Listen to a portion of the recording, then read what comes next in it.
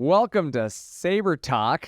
I'm Brandon. We're trying something new here. It's going to be the first of many episodes, but we decided to do a video podcast here. And my first guest, I thought, who better than Chad? Chad, you're on Talking Shop with ShopSabre with me, and I thought if I got to kick off a new podcast, this one being video, who better than you to join me? So I appreciate you being here. Absolutely. Different start to this one, huh? Yeah, it's a little different. It takes a little getting used to it, but SabreTalk is going to be the name of this series, and our goal in this is going to be talk to people in the industry, whether it be employees of ShopSabre or vendors or just people that have to do with CNC machines, and kind of talk a little bit about different topics and subjects. And today, as we kick off the first episode, I thought, let's kick off one of the most important topics, and I thought you came to mind for it, is, let's talk about profitability, business opportunities with CNC machines. And I figure, you being in the sales department, you know a lot about that. I mean, you help customers become profitable with these CNC machines daily, do you not? Absolutely.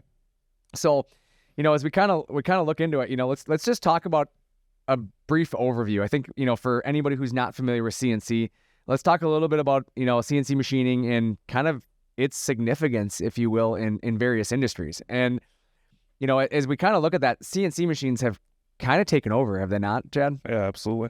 They're kind of there's this big move. Like, I feel like when COVID hit, right, we were all unsure what the world was going to look like. I mean, were you finding yourself even asking that question? A little bit. Seems like the world's more used to less people than... Correct. More machines, less people. It's kind of, that's what I was kind of leading into. So I'm glad you said it, because I feel like with COVID, obviously people had to shut their shops down. People couldn't have employees in there, but they continued to run their businesses because their bills didn't shut down, right? I mean, people still had to pay their bills, and CNC kind of boomed during that time, if you will, right? Was it not? Like, I would say it's probably one of our biggest years in company history. Absolutely. I think people realized how much other things you can do with CNC machines. Well, and it's how much can you get done without people, right? That too. You started to realize how much people were actually holding your business back. You couldn't find enough people to do the work, and so people bought equipment. And I mean, we were selling equipment like crazy, and I would say that it's kind of stayed steady since then.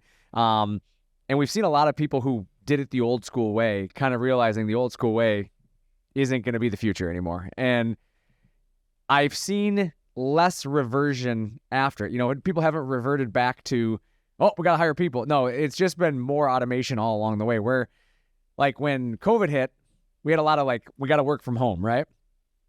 But I feel like we've seen a lot of that revert back, have we not? Yeah, oh yeah. A lot of people going back to the offices, being back in, with their coworkers, and the working from home thing kind of reverted. But the people the CNC machine side, it's not like people were like, well, now we don't need the CNC machine anymore. Like, we're not seeing that, are we? No, not at all. Why do you think that is? What do you think the significance is of why people are not reverting back on CNC machines? What comes to mind for you on that? The profitability and the automation, but more so the machine. I think we figured it out and talked about it on the podcast, how much the charge hourly is for the machine. You can't pay an employee. Yeah, it's like $5, right? Yeah. $7.50, $6, $5. Yeah, I think we got it down to $5 was kind of what we got it down to. And yeah, I think you said it. I think the highest we got to was like $7.50 or something like that an hour.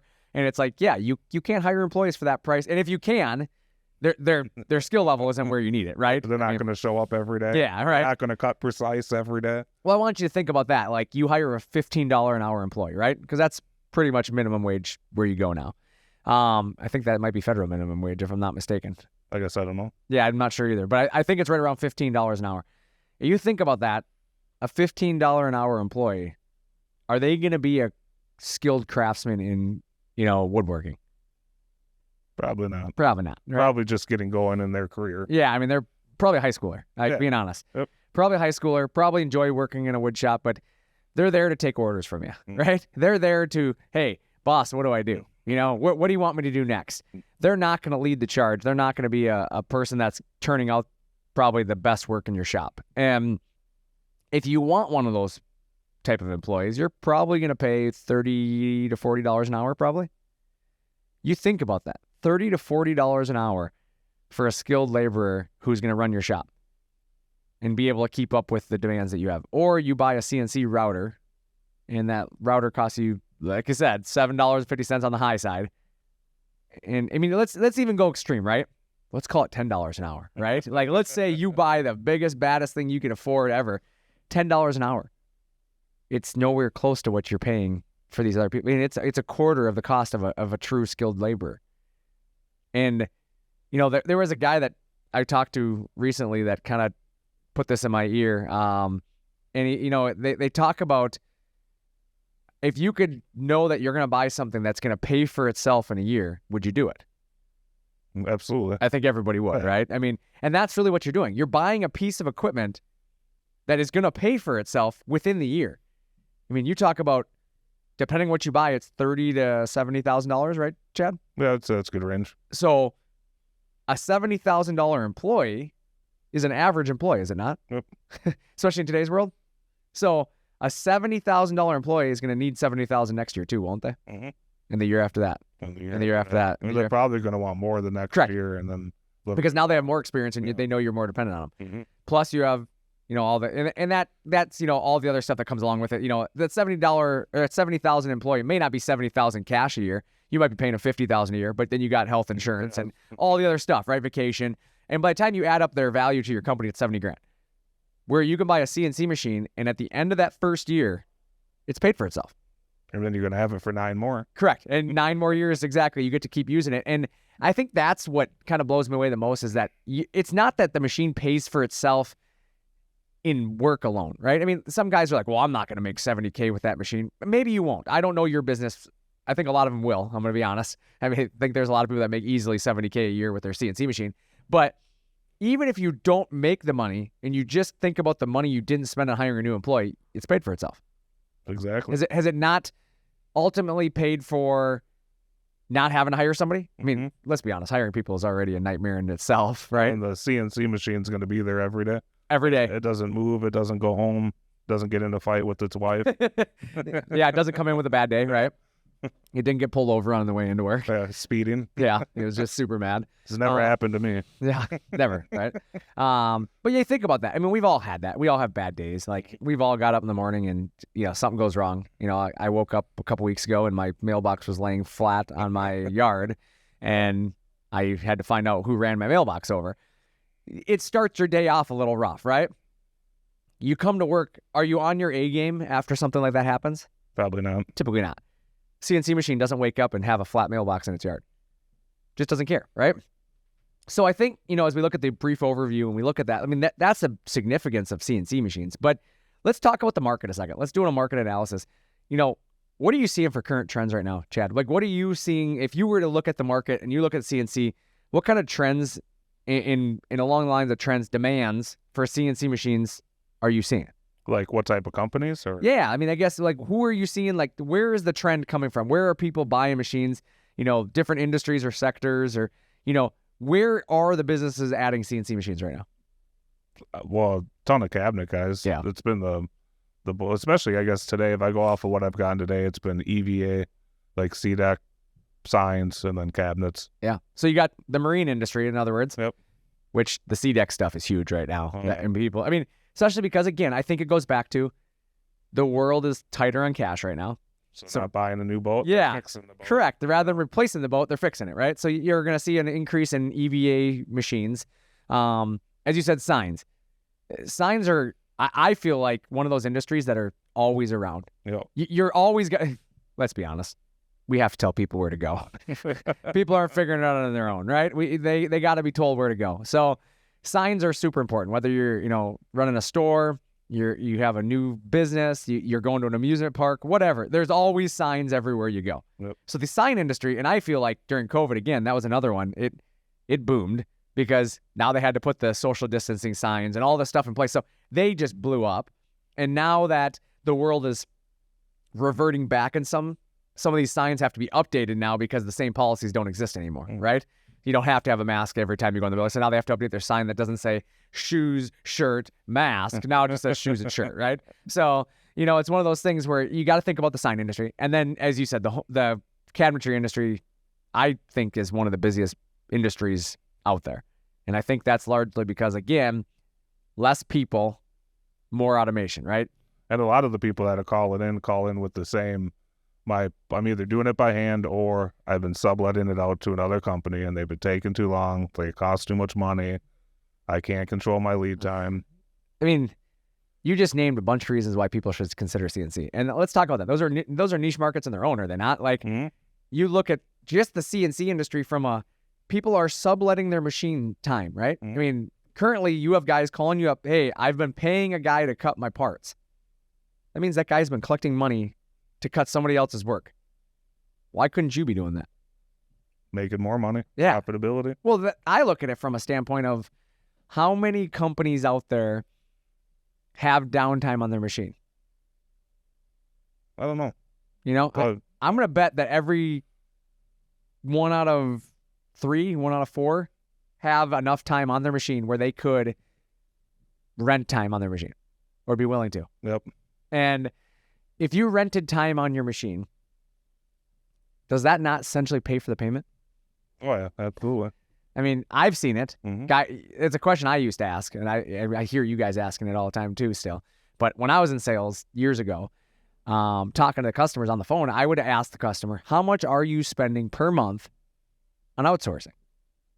And the numbers were mind-blowing. I mean, I got guys that would tell me, oh, we're spending $5,000 a month. That's crazy. That's paying off the machine in the first year. Right. I mean, $5,000 a month, that's not even hard to pay off your machine at that point. I mean, that's you know what, $60,000 a year? You're paying for that machine in a year, right? But let's just think of it from a financing standpoint. You finance this machine out 5-6 years, right? Your payment's probably what, $1,000 a month? $1,500? Yeah, probably in that range. Right? I mean, it might be $2,000 maybe. But are you outsourcing for less than that? No. I bet not. I bet most people are spending more money outsourcing than they could just to have a payment on a machine. I agree. And when you think about it, you end up in a situation where your outsourcing is paying their payment. So all the work they do personally is free, right? That'd be like me coming into here and telling you, Chad, I want to hire you an employee. I'll pay for it. Would you say no to that? I would not. Like if I said, Chad, you're going to have a personal assistant working with you, paid for all entirely by me. Sounds great. Yeah, you take it, right? I mean, who wouldn't take that? That's basically what you're doing.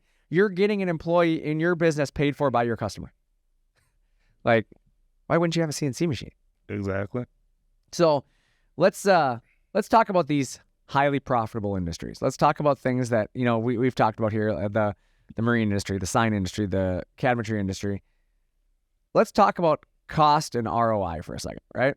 So ROI, return on investment, for those who maybe try to follow along here. But, you know, let's explain the cost factors that are involved in CNC machines. You have the machine, right? What else do you have to take into consideration as you initially get started? Like dust collector, air compressor? Dust collector, air compressor. You have to consider that you're going to need some way to offload the machine when it shows up, right? So you got to have an unloading cost, right? Forklift, whatever that's going to be. Material. That's about it, isn't it? I mean, we're really not missing anything there. So material, you're using material with or without a CNC machine, right? So your cost doesn't change there. If anything, your cost goes down because with a CNC machine, you can do nested work. So you can get more parts onto one sheet, therefore you're using less material. So you actually save on yield. Okay, so we know that. Unloading, it's a one-time cost. You have to rent a forklift, right? If you don't already have one. So we're going to assume you don't have one. If you have one, that cost you can, you know, nix as well because you've already got one. But if you don't have a forklift, you probably have, what do you think, $250 in a forklift rental? Yeah, 300. $300 maybe? Yeah, and because it's basically a day. I mean, you basically need a forklift for a day. Then we got to look at the power. The power running a CNC machine is actually many times less than the power used on your other tools. Correct. We've proven that. Like, the machines are so efficient that we're talking about zero power change in terms of electrical bill. We've seen this in a lot of buildings where guys are like, they didn't even notice the power change. Like, there's not a bill change there. So the power, again, it isn't even a big deal because back in the day, yeah, we don't have three-phase power, so we're going to have to install three-phase. You don't even have to anymore. Like, you can sell a machine in all single-phase. Can you not, Chad? Correct. So you have solutions for a guy who says, I only have single-phase 220. You could sell him a CNC machine. Am I correct? Correct. Okay.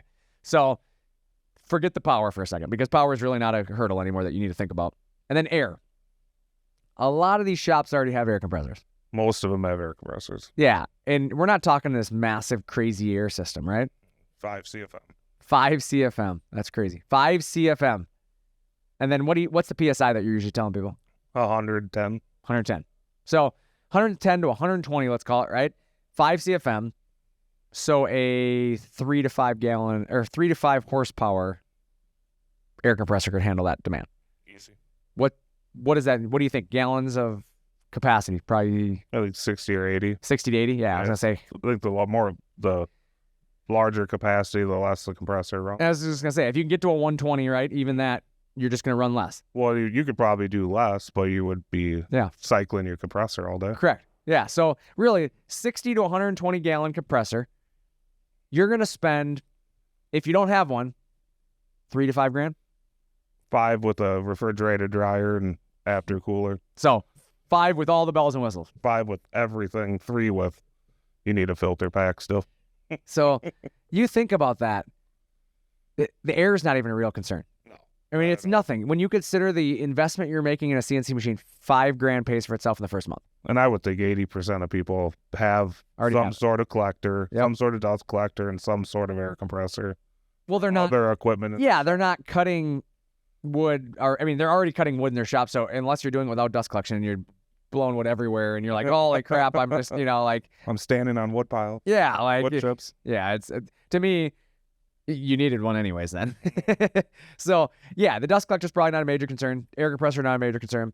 You don't really need to change your layout of your shop a lot. I mean, a lot of times it makes the shop easier to work with because one machine does multiple things versus multiple machines doing one thing, right? Yep. Because that's the thing I've found is that a lot of businesses find that I don't need the sliding saw, the drill machine, whatever else they're using in their shop. They have tons of different machines to do one job. Mm-hmm. Where now you're using one machine to do that entire job. Mm-hmm. It's drilling the dados, the holes. It's drilling the shelving holes, cutting the dados, and cutting out their cabinet parts. So when you start getting into that, it's like you have one machine, 3 tools on it, doing one project. Correct. And it cuts. What's the average cut time on a cabinet, you think? 3 to 7 minutes. 3 to 7 minutes. I want you to think about that out there. How long does it take your guy to cut a cabinet right now? Well, and then in that 3 to 7 minutes, the guy doesn't have to be by the machine. He can, the machine's going to be done pretty quickly, but he could go off and that's exactly it. Complete another task. Well, you just think about that. He could be assembling the last one, right? He could be sitting there with the assembly table right next to it, assembling a cabinet while the machine's cutting. So now your one guy is accomplishing 2 jobs. Correct. I want to see your one guy. I want to see Harold in your shop right now cut a job and assemble it at the same time. Bet he can't do it. Probably not. And if he does, I bet it doesn't look right. Bet it looks terrible. Or he wouldn't want to do it every day. He would do it to prove a point. Yeah. Well, that's a good point too. Let's talk about that for a second, okay? Back to ROI. Day 1, right? Monday morning, today, okay? Your guy comes in rare and ready to go, right? He's, huffing sheets, cutting parts. He's moving today. Is he going to move as fast tomorrow? Hopefully, but probably not. And then Wednesday? Hopefully, but probably not. And then by Friday? Ready for the weekend. Exactly. That's, Chad, what do I always say to here? You're obviously fortunate enough to be around here all day long. What do I say about guys who take vacation? It normally starts the day before. I've always said that. Whatever day they say they're going on vacation, plan on not having much out of them the day before it. Because they're in vacation mode, right? If they know, like as an example, somebody's going to go on vacation and they're taking Friday off, I count on Thursday being half work. They're by the afternoon on Thursday, they're completely checked out. They're ready to go. The only phone calls they're making is to tell everybody they're not going to be here. 100%. Yeah. I've just found that about people. And it's not a shot at anybody. It's just who we are. I do the same thing. You get to that end of the day, and a lot of people are just ready for vacation. I'll worry about it when I get back, right? Your employees are doing that in your shop Monday through Friday. Monday, they're ready to go. Tuesday, they're feeling good still. By Wednesday, their body's starting to feel a little bit. Maybe they hurt themselves. They tweak their back, whatever. By Thursday, the week's catching up to them. And by Friday, they know Saturday's tomorrow. Yep. They're ready on Friday for Saturday. So they're still working. You see them moving. I'm not saying your employees are laying down on you, but I can promise you if you could measure the energy that your employee has Monday afternoon versus Friday afternoon, I'm going to be willing to bet you that number is much different. Well, not even that. Even if they are pretty good, the machine is going to be far more consistent than Correct. any one person could ever be. Well, you think about it from a, perfect example here is professional athletes, right? Chad, you're a sports guy. You watch sports. With sports, when players are playing during regulation time, it's a very competitive game, right? I mean, it's very similar between. You don't usually see a team losing based on being fatigued in regulation. Correct. But how often do you see it in overtime where one team starts to excel over another team because of fatigue? Happens. It does. And it's just, like NHL is my perfect example. When an NHL game, football, they can train to be for that extra quarter because they really only have that one quarter. But NHL, especially the NHL playoffs, can go 2, 3, 4, 5 overtimes depending on what they're capable of doing. And you watch a player in a fifth overtime compared to a player in regulation, it's a much different level of game, definitely a different effort that goes into it. Well, yeah, they're all gassed out. Correct. Why is your employees any different? Mm-hmm. You've worked your employees Monday, Tuesday, Wednesday, overtime, right? You have so much work going on. We got to work 10-hour days or 12-hour days. But Thursday and Friday, you still need them for 8. Do you think they're going to be at the same level on Thursday and Friday? No. Hell no. There's no way. So when you look at CNC, the CNC machine doesn't care. Do you think the CNC machine knows it's in overtime? It has no idea. It has no idea. It doesn't care how many hours it's ran that day. Doesn't care if it's 10th overtime. Correct. It just shows up every day. And if you ask it to come in on Saturday after working it overtime for 5 days, it's not going to get mad at you. Correct. Where I can tell you an employee is going to be frustrated about that. Or just say no. Or just say no and tell you to figure it out on your own. Yeah. And then the worst part is the employee, if you work them that hard, They're going to get burnt out. they're going to get burnt out. I was just going to say, eventually they're probably going to say, is this really for me? Maybe I got to find something else, right? I'm going to find the shop with the CNC machine, right? They start looking. So costing in ROI, you got to think about that. What is your return on your investment? Well, you get to keep your employees. Mm-hmm. You get to keep your employees at their capabilities. And my thing is, you've hired somebody because of their capabilities. Chad, I hire you in sales because you're very good customer service. Would it make any sense for me to have you in the paint booth? I mean, I'd probably do pretty good there, too. Would you be as good there as you are as customer service? Because that's not what I've done for the last 10 years. And that's my point. So if you hire an employee who's really good at a trade or really good at something, making them do everything probably isn't the best investment. Correct. Use them for their niche market. I think we've kind of noticed that in the back with the processes on how the machines go together with the different stations. Yeah. You know what I'm saying? I think that's exactly what we've proven. Like, you go back 10 years ago, everybody did everything. Yeah, they were assembling the whole machine when I started. We started in front to back, right? Hey, you're going to do this, all the way till that machine's done. And we built 20 to 30 machines a month. Mm-hmm. Now we build 100 plus machines every single month, but all Randy does is build Zs, Mm-hmm. right? And all Alex does is electrical. Mm-hmm. And when you start looking at these guys, they're very talented and gifted in those areas. I'd rather have a talented, gifted guy in an area doing that one job over and over than a jack of all trades trying to do it all.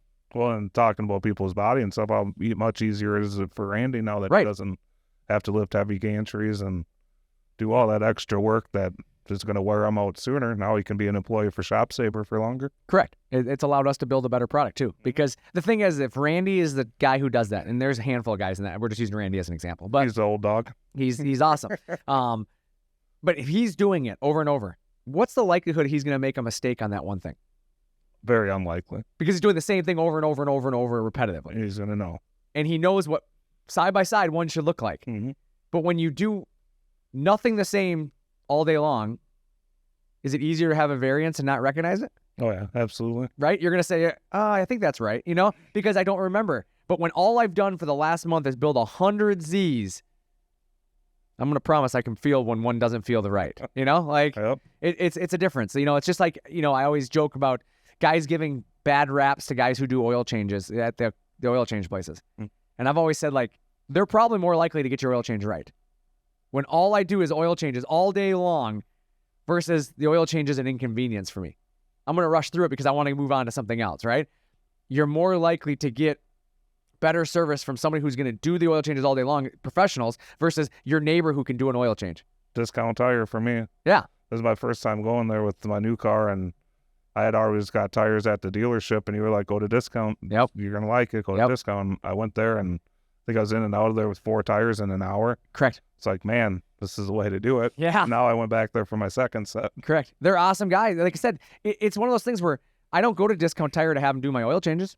They don't do them. They're not going to check your alignment. They're not going to do that. I don't go to them for certain things. But I'll tell you what, if I need a flat repaired, I go to Discount Tire. Those guys are professionals. They know what the heck they're doing. If I want 4 tires replaced, yeah, and in a timely manner, I'm gonna tell you what, if I need a pit crew for racing, I'm going to Discount Tire. Those guys change the tires.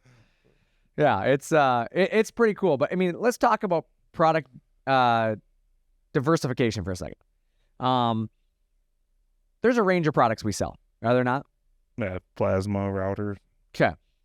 Now, within those ranges of products, there's also ranges of products. Correct. Right? I mean, you think about if I come into it with a prototyping school hobbyist level need, what machine would you recommend? Just depending on size, either 23 or the RC. Okay. But if I come to you with a industrial commercial application, I need to cut all day, every day. Where are you going? Not the 23. Not the 23, RC. Right? Yeah, you're going to the higher end. Yeah, higher end machines. So there's a difference in a entry-level product versus a production product. And I think that's what blows me away the most is that you go to some of these companies and they don't ask those questions. Are there not companies out there that never ask the customer? Anything, but yeah. Cookie cutter. That. Just cookie cutter answers. Yep, this is what it is. This is what you need. Hey, I cut cabinets. They don't ask you how many cabinets. They just, I'll cut cabinets, you need this machine. Well, how do you know I'm not cutting 1 cabinet a year versus I'm cutting 4 kitchens a day? Mm-hmm. Like, how do you know what's right for me if you don't ask questions? So, as we start exploring the range of products, and you start thinking about the unique designs of each machine, right? Every machine has something unique about it that puts it in its own class. Correct. And I think one of the advantages that ShopSabre has is we build both rack and pinion and ball screw machines. Mm-hmm. There's a lot of companies out there that only build a ball screw machine or only build a rack and pinion machine. They don't build the same as the other ones. Am I correct? Mm-hmm. And so if you start thinking about that, what's the advantage to them selling your machine? They only know how to sell the one, so there wouldn't be an advantage. The advantage they have is that they don't have to learn anything. Oh, that's right. Yep. I can go off of one thing, say the same thing all day long, every day, and it's always going to be what I say. Mm-hmm. Where's your advantage, though? I can tailor the quote or the machine around the customer's needs so that they can have it for longer periods of time. Correct. And it takes you longer. Am I correct on that? Oh, yeah, absolutely. It takes you longer to understand a customer's needs because you can't just throw them a cookie cutter quote and say, this is what you need. But the customer, on the other hand, their advantage is they're going to actually get a product that hits the floor that's supposed to be there for what they're doing. Correct. Not just, this isn't like buying light bulbs. Correct. Right? Just got to find which size I need, and then I that's what I need. It's not the same. It's different technology than buying light bulbs. You shouldn't have a one-size-fits-all, right? Correct. And as you start looking at it, let's talk about how can businesses leverage versatility in their business. So let's look at a ShopSabre, right? It's very versatile. You can cut cabinets, you can cut signs, you can do a lot of things with one machine. But having the right machine, let's talk about that for a second. Where is the advantage or where is the investment best made on that? How does somebody leverage their decision better by talking to you, Chad? By not cutting corners. I mean, a lot of people will get into it and think a manual change is going to be just fine for me, but they don't really think about, it might be okay for the first 3 months or 6 months you own it, but in 8 years, are you still going to want a guy sitting by the machine so it can do what it needs to do versus just loading one file and walking away from the thing? Exactly. And I told you this story earlier. We had a sales meeting earlier, and I told you guys this story. I was looking at race car lifts, Oh, yep. right? And naturally, it's human nature. We look at price, right? So I had 3 different lift companies I was looking at. One of them was $1,800. One of them was $900. And the third one doesn't even matter. I lost interest in them. But anyways, it came down to these 2. And one was $900 lift, which is a lot cheaper than an $1,800 lift. And naturally, I'm gravitating towards, I can save $900, right? And the $900 lift, they didn't ask any questions, right? This is the lift you get. This is what you're doing, blah, blah, blah. And like very cookie cutter. Yeah, and they probably told you, we're going to be cheaper than everybody. Correct. Well, all of their advantage. Yeah, all of their advertising was exactly that, Chad. You're right. So they're selling on price. Selling on price all day long, right? Save $900, blah, blah, blah, over their competitors, blah, blah, blah. And everything was quality, right? They're trying to tell me that it's quality, but it's less, right? The CNC education I have tells me quality costs money. Let's ask why. Correct. So why are you cheaper then? So I started asking questions. And I'm going to be honest, they were really slow to get back to me. They didn't say a lot of things, they 1-word, 2-word answers.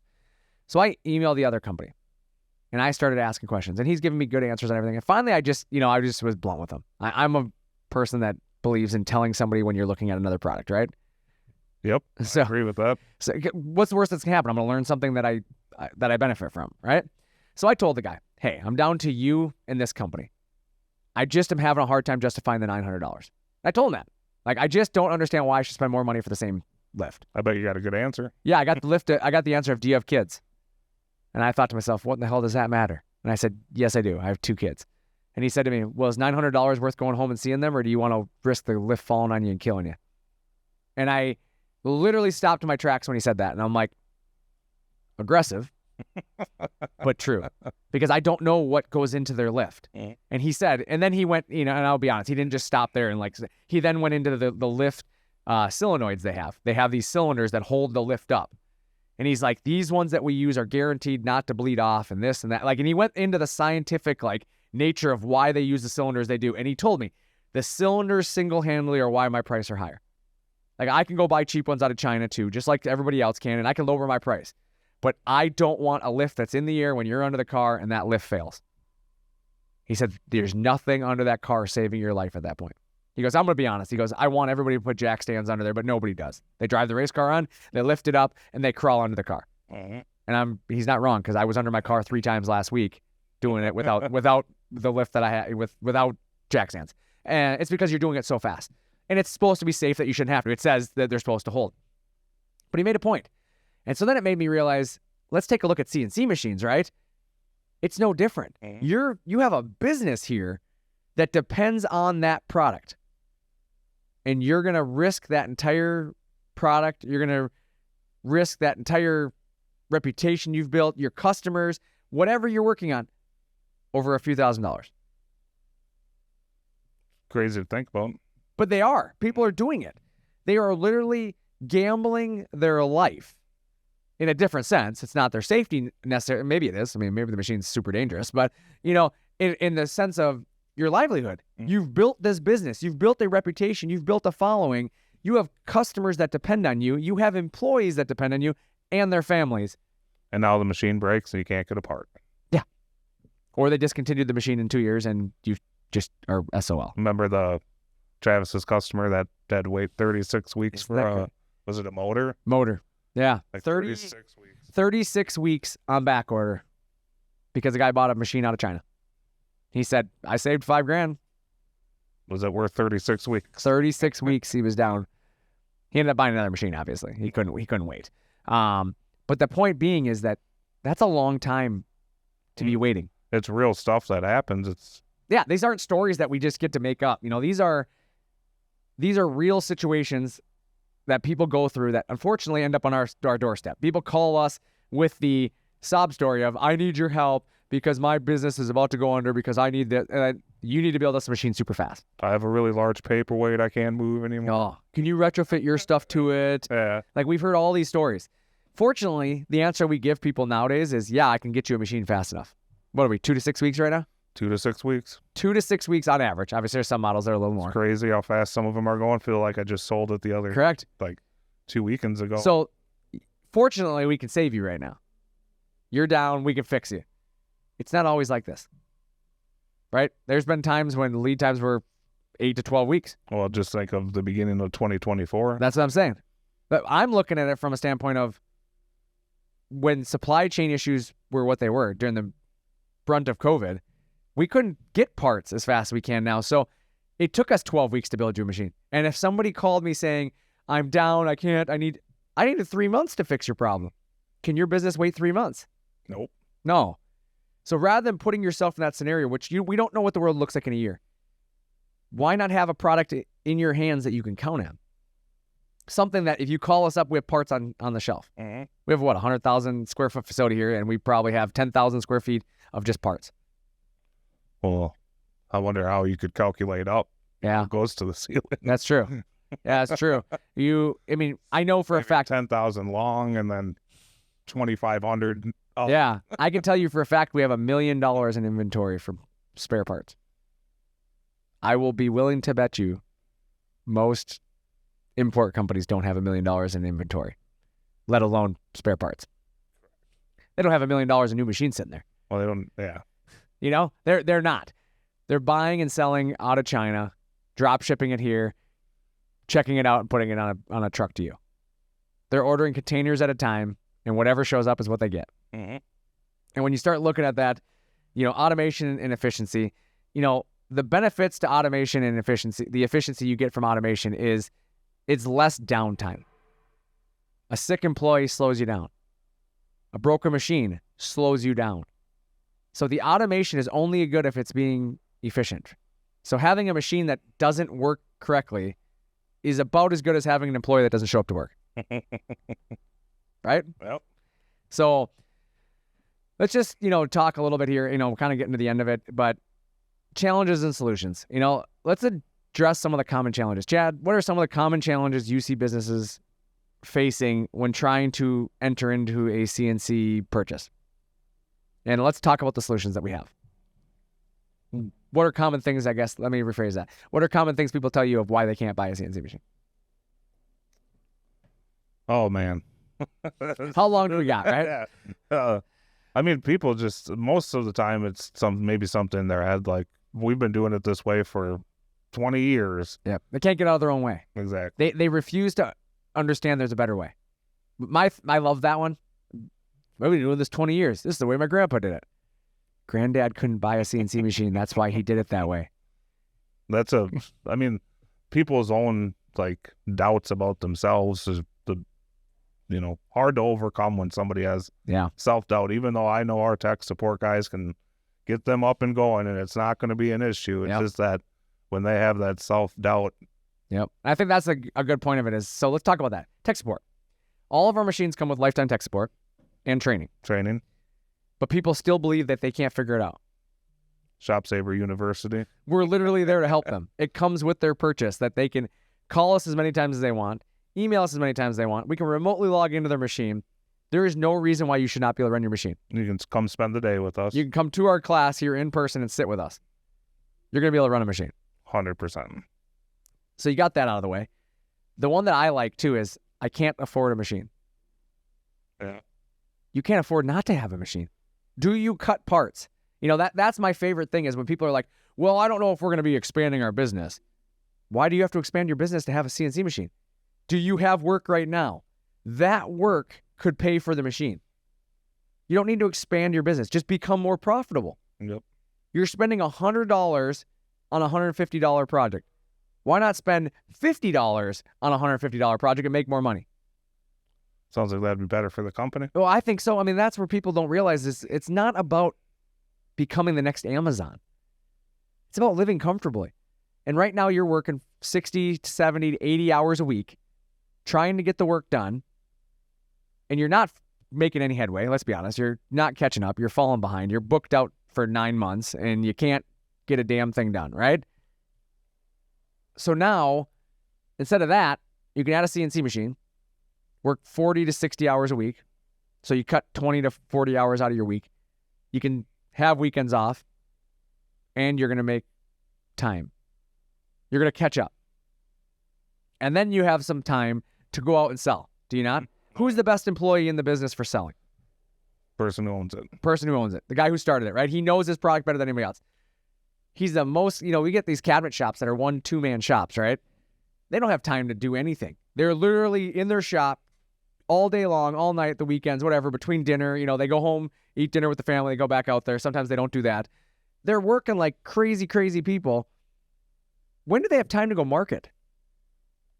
When do they have time to do sales? It's all word of mouth, right? Mm-hmm. Think about how much bigger they could be if they had time to actually go out and talk about their business. to go network. Join a networking group and go do something with it, right? Mm-hmm. I mean, you think about that. Who better than an insurance agent to send business to you, right? Who better than a realtor to send business to you? Like, there's all these businesses that you can connect with in your community if you just had time to get out of your shop. Mm-hmm. So they're sending people to somebody. Why not you? Yep. But you're so busy, caught up in your shop, behind schedule for 9 months that you can't take on any of that work. So we don't have to talk about that, right? I don't want to expand. Then just make more money. Because you're currently taking a day to do things that the machine could do in an hour. So in 1 week, you can get more done than you might be getting done in a month. Just like the customer, George. Yep. Tell the story. The last 3 weeks of the year after he bought a machine. I don't even think he got it at the beginning of the year. It was like middle of the year. Correct. And was done. Showed up in June. Yep. Was done with all of his work at the beginning of December so he could spend the holidays cleaning up his shop, spending time with his family. Said it was the first time in 20 years, I think he said. Yeah, something crazy. 20 years he said he's been doing this, and he said that he's never been able to take the week of Christmas off. He spends Christmas with his family, he said, but he's slammed the rest of the week. He sent you and I a message, and he said that this will be the first year, and this was last year, first year that he actually got to be done with his work for the year, not work in general, but for the year. He finished all of his projects with enough time to enjoy 2 weeks with his family. It's awesome. Yeah, it was super awesome. And he said that, he's booked jobs out for January and February, and he had plenty of work to do for the next, but he was able to build family time into his business. And take on more work with less time. That's what he was saying. He made more money in that little time with the machine than he had the rest of the year. Isn't that crazy? Just being able to make more money with less. Like, it's almost too good to be true. That's what I always laugh about. Like, it's kind of like that secret sauce, right? It's that secret weapon that you have that a lot of guys don't realize they have at their fingertips. They're just not willing to take it. Or the people who, they don't know how bad it really is because the machine they're running is so bad. We had a gentleman that wrote us an email recently. He owned a sign company, rather big sign company, and he's owned a import product, Chinese machine. And I'll just say what it is. He had a Chinese machine. He's been running his business for 2 or 3 years with it, and he got a ShopSabre. And the machine cuts so much better, he said he didn't realize how bad his cuts were until he saw the cuts off the ShopSabre. He's like, I always thought those were satisfactory cuts, and then I saw a ShopSabre cut. He goes, he held on to his Chinese machine because in case I need it. He said, I'd never even turn the thing on now if I'd have to. He goes, I would be so mad about it because the cut quality is so bad on that machine. It's like I think we talked about this in the podcast too. If you've only ever driven a Geo Metro, you're going to think the Geo Metro is the best car out there. Yeah. If you've never seen another car, right? You've never seen the opportunity to do it. Yeah, you're going to think that's the greatest thing ever because it beats walking. But when you get in something that has the heated seats and the steering wheel and all that, maybe that's not so cool anymore, right? Now you don't want to go back. Maybe 3 cylinders wasn't awesome. Yeah, maybe that wasn't enough, right? Maybe we didn't have enough horsepower. Maybe when we have to rock the car to try to get up to speed, it wasn't enough, I loved my Geo. It was awesome. They're fun to drive, dude. But man. They are. They're fun to drive, but once you have some of the amenities, it's hard to go back. But, I just want people to think about that because today's episode was really about unlocking profitability and business opportunities. And I think one of the business opportunities is stop wasting labor. You're spending 60 to 80 hours a week on people, and you're bogging those people down. They're not happy. You think you're saving people? They're not. They're just looking for a reason to leave. Give them a reason to stay. Give them the ability to do their job within the 40 to 60 hours a week that they really want to be working. The rest of the time, they want to be home with their family. They want to go home and enjoy sports. They want to go home and see their kids. They want to have dinner with their family. The CNC machine is going to allow you to be more profitable and allow you to accomplish a lot more in a lot less time. I almost forget that we're on video. Right there. There they are. So I was like doing the podcast, except I'm over there. Yeah, just you're across from me now. Now you got to stare at my face. But yeah, no, you know what, Chad? I appreciate you being on the show. Honestly, episode 1, we have a lot more episodes coming. There's going to be a lot more things. And Chad, I'm sure you'll be back on for a future episode as well. But the difference here is going to be I'm going to have somebody different every week trying to go through some different topics. But I thought profitability in business and the opportunities was right in your wheelhouse. I mean, this is what you do every day. What do you got cooking next week? Next week, I believe we're going to meet with Sean Morley, actually, and talk about his cabinet business. Oh, really? Yeah, that's what we're going to do next week. We're going to have him on. I just thought that's a good opportunity for him to talk about the different, businesses that, the different things he does with his business. And I know I'm going to be meeting with Router Bob coming up in the future here too. So The one and only. the one, the only, the man, the myth, the legend, Router Bob, right? But yeah, so we got some That'd be cool, exciting. yeah, we got some exciting episodes coming up. But again, I appreciate you being with me today. Thanks for joining me on this first episode. Yeah, absolutely. It's fun. Yeah, make sure you tune back in for the next episode of what is it? SabreTalk is what we're calling this. SabreTalk. Thanks again, Chad. Hey, thank you.